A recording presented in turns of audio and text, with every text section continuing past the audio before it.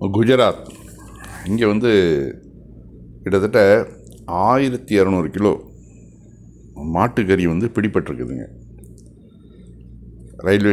ரயில்வேயில் அனுப்பிச்சிருக்கிறாங்க.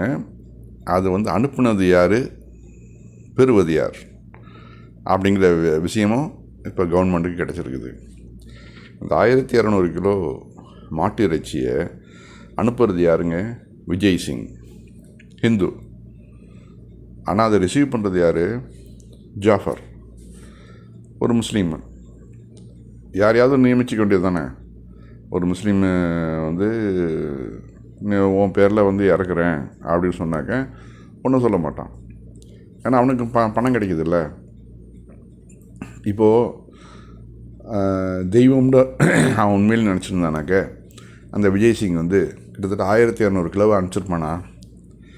எல்லாமே வந்து அவர்கள் பண்ணுறது எல்லாமே அரசியல் தாங்க.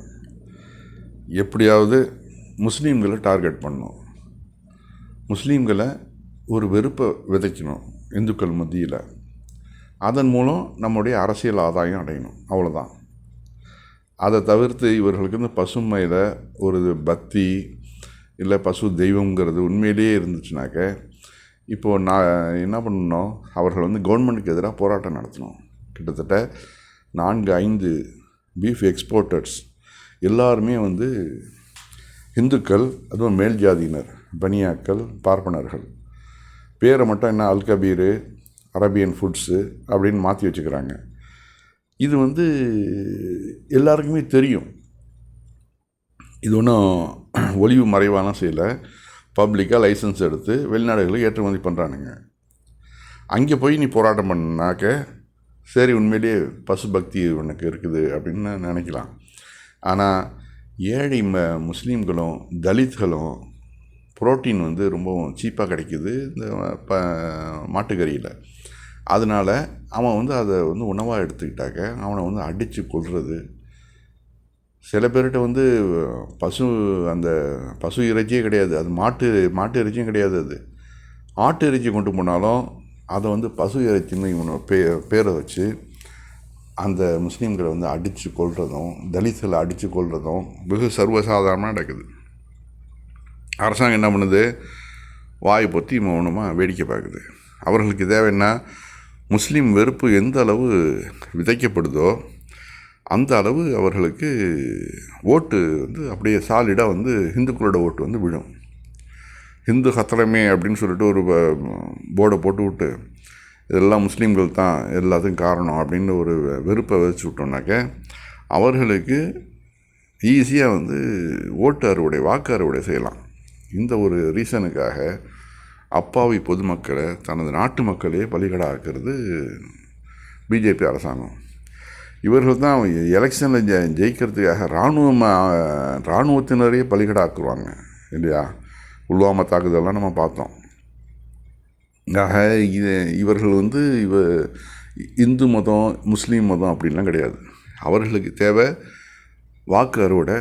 அதற்கு யார் கிடைக்கிறாங்களோ அவர்களை பயன்படுத்திக்குவாங்க அந்த டயத்தில்.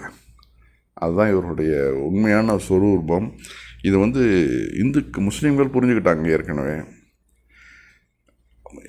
இந்துக்கள் இதை புரிஞ்சுக்கணும். அது இவர்கள்கிட்ட இருக்கக்கூடிய இந்த அரசியலை இந்துக்கள் புரிஞ்சுக்கிட்டு அதன்படி செயல்பட்டாக்கன்னா அடுத்த நிமிஷமே பிஜேபி ஆட்சியிலேருந்து கீழே இறங்கும். இந்த நாடும் சுபீட்சம் வரும். இந்த நாடு பிஜேபி இருக்கிற வரைக்கும் முன்னேற்றங்கிறது கனவுல கூட நினச்சி பார்க்க முடியாது.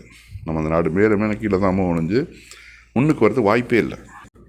அடுத்து நமது இந்திய விடுதலை போரில் பங்கேற்று உயிர் தியாகம் செய்த 95,300 தியாகிகளின் பெயர்கள் டெல்லி இந்தியா கேட் சுவற்றில் பொறிக்கப்பட்டுள்ளன.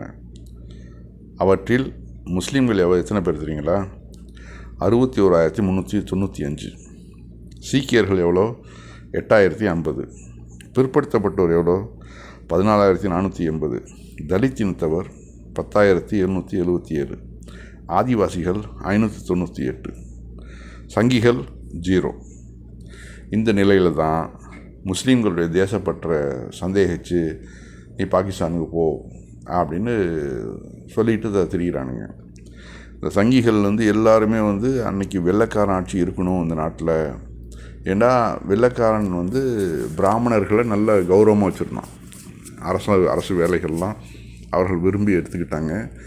அந்த அரசு வேலைகளில் உடனே எப்போ வந்து ஆட்சி யார் கையில் இருக்குதோ அவர்களுக்கு வெண்சாமரம் வீசி அங்கே உள்ள அரசு வேலைகளை கைப்பற்றுறது தான் பார்ப்பனர்களுடைய வேலை.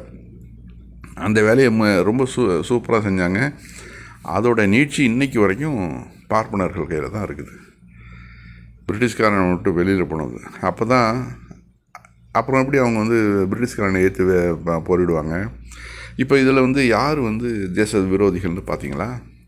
நம்ம தேசத்தை சுரண்டக்கூடிய ஒரு வெள்ளைக்காரனை வந்து தங்களுக்கு எஜமானர்களாக உருவாக்கிட்ட இந்த தேச விரோதிகள் தான் கிட்டத்தட்ட 61,395 பேர்களை இழந்த முஸ்லீம்களை பார்த்து தேச விரோதிகள்னு சொல்கிறாங்க.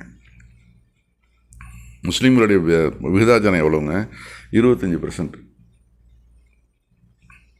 அந்த விகிதாச்சார பிரச்சனை பார்த்தாக்க எவ்வளோ பெர்சன்டேஜ் அதிகமாகுது, சதவீதம் முஸ்லீம்களோட தியாகத்தை கணக்கு பண்ணாக்க.